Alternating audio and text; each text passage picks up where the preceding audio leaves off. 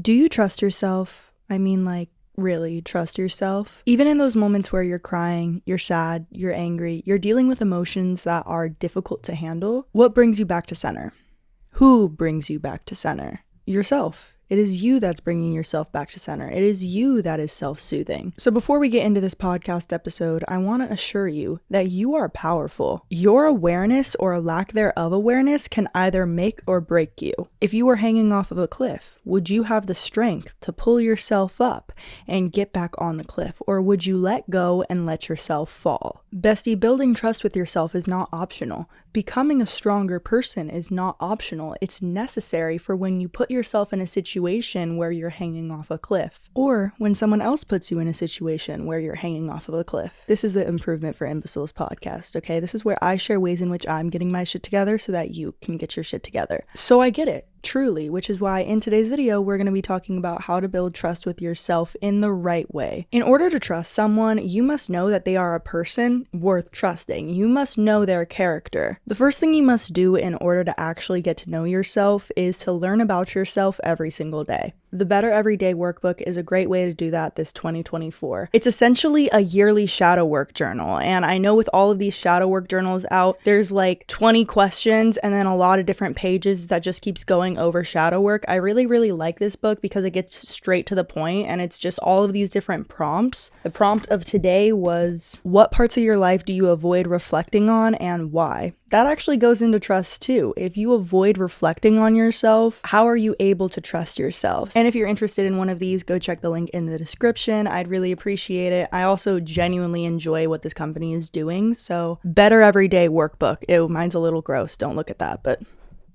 it's very cute. But the first thing in order to build trust with yourself is to genuinely get to know yourself. Look up shadow work prompts online. Shadow work seems really scary, but in reality, all it is asking yourself the hard questions. People are not afraid of the dark. They're afraid of what's inside the dark. You are not afraid of your shadow self. You're just afraid of what parts of you it'll bring out if you actually address it. But that is exactly what needs to happen for you to move on to the next level and become the better version of yourself that you want to be. So I know I mentioned doing shadow work prompts in order to get to know yourself and trust yourself more, but it also takes action, because when you feel like you can't trust yourself, it's because you betrayed yourself, or it's because something betrayed you and you are taking it on as your own baggage. For example, your ex might have cheated on you and you keep telling yourself, I'm so stupid, I should have known. Bestie, how should you have known? How does that make you question yourself? Now, it's a different story if you acknowledged, hey, he's cheating on me, and you went back, but even then, I refuse to believe in the topic of self-sabotage as a whole, because I believe that everything we do serves some sort of weird purpose, even if the reason why we're doing something doesn't make logical sense. For example, going back to your cheating ex might not make sense from the outside. Your friends might tell you, you're so stupid, you're gonna get cheated on, blah, blah, blah, blah, blah. But a part of you is attached to the idea of making someone change for you. You view it as a game. You're not seeing this person for who they are, you're buying into the idea that your mind is making up about them. You are buying into the imaginary person that you want them to become. You're being delusional, bestie.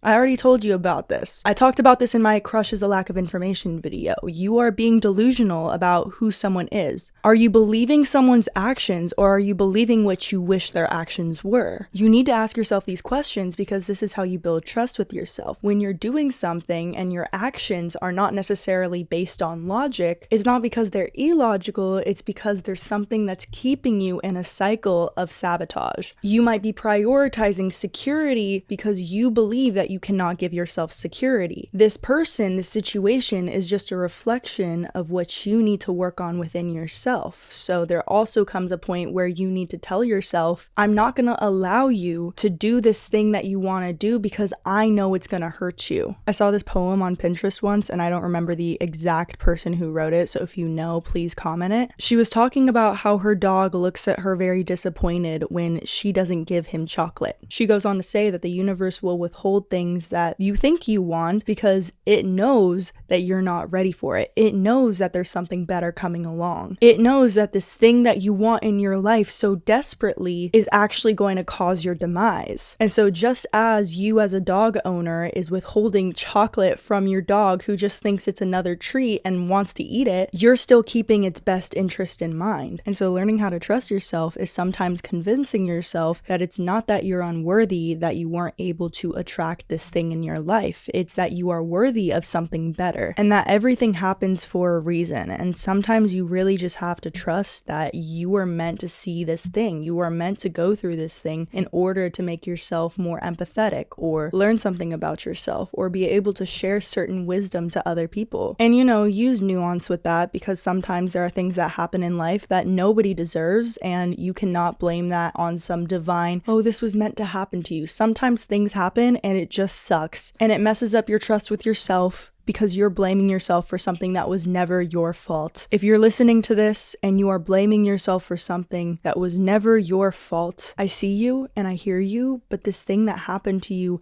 has nothing to do with the trust with yourself. You were wronged, and you can let go of the guilt and shame behind being wronged because it was never your fault. And to really believe that, you have to show yourself the love that you so desperately wanted. And you might never see the world the same, and that's completely okay. You might do things a certain way because you are protecting yourself. But again, who is the one protecting yourself? It's you. You are the one that's going out of your way to make sure you feel safe. You are the one that's prioritizing yourself. You are the one that's getting out of bed every day. And so moving on to the second thing that really helps you build trust is discipline. And I talk about turning discipline to devotion in a lot of different videos. Sometimes the word discipline feels really, really harsh. When you have to discipline yourself, you really have to step into the role of being the parent you wish you had. Because discipline comes with being harsh sometimes. It comes with telling yourself, no, you can't do this thing. If you know something is going to emotionally harm you and you keep doing it over and over and over again, how long are you going to get burned?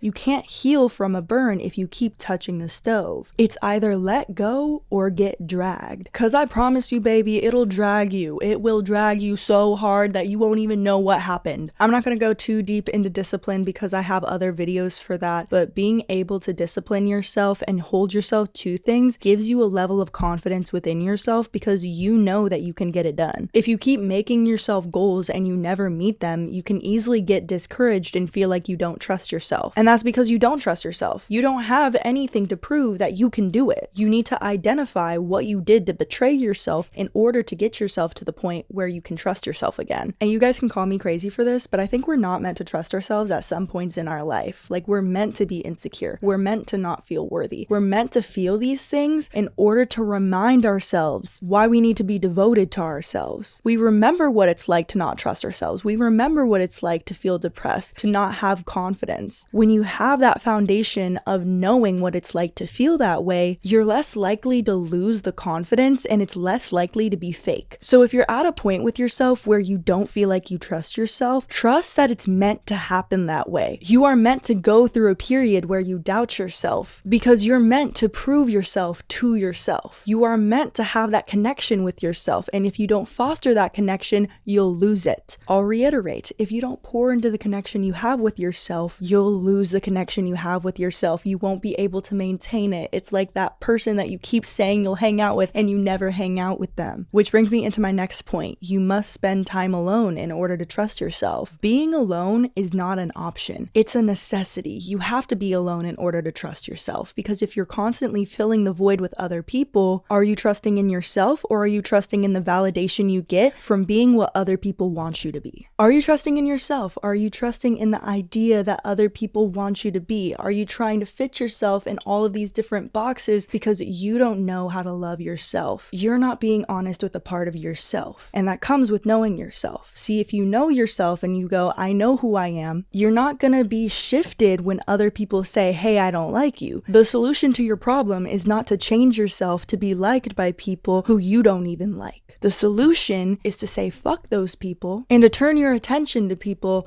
who reciprocate your own energy. I used to be the type of person to do everything for everyone because I was so insecure with myself. I felt so inadequate with who I was. Therefore, I attracted people who also felt inadequate with who I was. Does that make sense? Because if you feel like you're inadequate yourself, you are going to subconsciously prove to yourself over and over and over again that who you truly are isn't worthy, and that'll show up in your reality because people will see that you're not being authentic to yourself. You will attract people who aren't authentic to themselves, and you won't know the difference because you don't know how to be authentic to yourself. I remember being so scared, like in high school or whatever, to be seen outside alone. I remember being like, oh my god, like this is so embarrassing, I'm at a Starbucks sitting alone.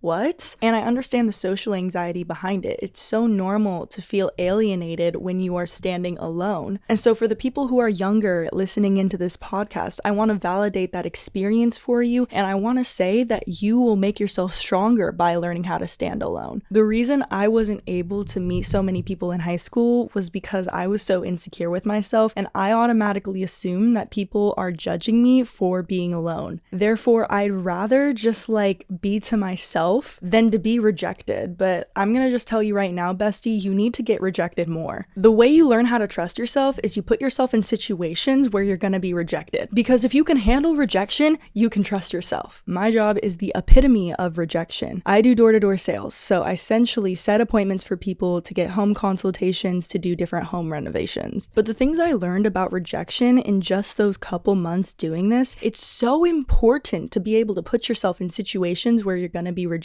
because it's not a diss on you. The more you can handle rejection, you'll start to see past this illusion that you've created in your head that rejection is personal. Rejection doesn't mean anything about you. You're just not asking the right person. I'm gonna say that again. Rejection has nothing to do with you. You're just not asking the right person. If I knocked 100 doors in a day and I only got one appointment, I have a 1% chance of actually getting a yes. And so it's not that you're inadequate. You're just asking the wrong people. So put yourself in more situations where you're going to be rejected, and you'll quickly start to trust yourself more because you'll start to realize it's not me, it's them. Natalie, doesn't that sound a little narcissistic? I don't think it does, okay? I think some people do believe it's everyone else and not them, and that is more of an issue with that person. Deep down, narcissists are very insecure. They constantly deflect onto other people. That's not what you're doing by saying, oh, it's just the wrong person to ask. If you can acknowledge when you're the one that needs to take accountability and you were the one that messed up, you're not a narcissist, okay? But sometimes it's another person and it's not you. And you have to differentiate between when it's your problem and when it's someone else's problem. Stop taking accountability for other people's insecurities. The main reason you don't trust yourself is because you're trying to take on the responsibility of pleasing everyone. You are basing your worth off of whether people accept or deny you. And so anytime someone says no, you take it as a personal attack. Stop taking it as a personal attack and start taking it as, I just asked the wrong person. And you'll have the courage to try a different approach, because sometimes it's not about you personally being the problem, it's about your approach being the problem. Sometimes the way you approach trusting yourself is like guilting yourself into compliance. You guilt yourself by telling yourself that you're so stupid if you can't do something. You're incapable, you're unworthy. If you had a friend who talked to you like that, would you want to be around them? No, you wouldn't. It makes sense why you're trying to run away from yourself and you never want to be alone, because when you're alone, you dog on yourself. Start overriding your negative thoughts about yourself with positive ones. And this might sound a little cheesy, but you genuinely need to look in the mirror and start affirming who you want to become. Because if you constantly call yourself stupid, if you constantly say that you're unworthy every single time you mess up or do something wrong, how is that going to help you learn and grow? How is that going to help you trust yourself when every single time you are in a situation where you need to prove to yourself that you can trust yourself, you dog on yourself? That doesn't make any sense. And the last thing I'm going to talk about is shame. The reason you don't trust yourself is because every single time you do something, you shame yourself for it. There's a difference between guilt and shame, right? Guilt is, I did something bad. Shame is, I am bad. And so you have to identify what thing you're doing that makes you feel shame. And if there's an actual basis to why it's shameful for you to do so. And that depends on a lot of things. It might depend on your religious beliefs or your background or whatever you were taught to believe. Sometimes you have to question why you believe something, because sometimes a belief was implanted into you, through your family, through your culture, and you have a lot of shame for yourself because you feel like the bad thing, you feel like you're flawed, you feel like damaged goods. But the reality is, it's built on a false belief you have. If you got rid of the belief underneath the shame, you'd stop feeling shame. You'd be able to embrace this part of yourself. And I think there's nuance. Obviously, there's some things that people should feel shameful for, like if you have like murderous tendencies, I don't know. But for things like your sexuality or who you are, if you are suppressing a certain part of yourself, how long are you going to prioritize other people and their beliefs about whatever you're doing versus who you really are and embracing that person? Because there comes a point when suppression of who you really are kills you. And you might say that's dramatic, but I don't think so. I think if you suppress a part of who you really are, you genuinely might die. I think one of the worst things to deal with is regret. You can create these scenarios in your head and ask all of the what ifs all day that make you not trust yourself, or you can allow yourself to go through the journey of actually doing the thing that'll make you gain trust with yourself. Even if it's painful, even if sometimes you have to tell yourself no, even if you have to be your own parent. Because is the pain that you're going through in order to trust yourself worth it? Or would you rather choose the pain of regret? Would you rather look back and go, I wish I would have done this sooner? Start making decisions based on who you really are. Because the more you can just shut out the noise of what everyone wants you to be or what you perceive others wanting you to be, because sometimes you might assume that everyone has these expectations of you, but those are just the expectations you have of yourself. I'm going to say that again. Sometimes your perception of what you think others want you to be is just who you think you are and whatever societal expectations were placed on you, whatever limiting beliefs that you need to address. And that's just your subconscious's way of bringing it to the surface. Sometimes you'll project it onto other people, and if you can actually take yourself out and look at yourself and look at that belief, you'll find that life gets a lot easier and you learn how to trust yourself more because you're able to go through that painful process. And with that being said, you guys, thank you guys so much for tuning into the Improvement for Imbeciles podcast. Be sure to check out my social medias, Instagram at mylifeasetched, that's ETCH, and TikTok at Natalie Etched. And if you're viewing this on my YouTube channel, thank you guys so much for 40,000 subscribers. The car setting is not here today because I literally had to record this video way too many times. So this is kind of cute. I don't know. I'll probably be back in the car the next video, but let me know down in the comments if you like this background, if you want me to stick with this, or I don't know. Once I get to 50,000 subscribers, I am going to be doing a giveaway, so stay tuned for that. I have some really big things coming. I'm going to start having some people on the Improvement for Imbeciles podcast, so please be sure to check this out on Spotify and Apple Podcasts. Leave me a review. It really, really helps. And with that being said, you guys, I'll see you next week. Bye.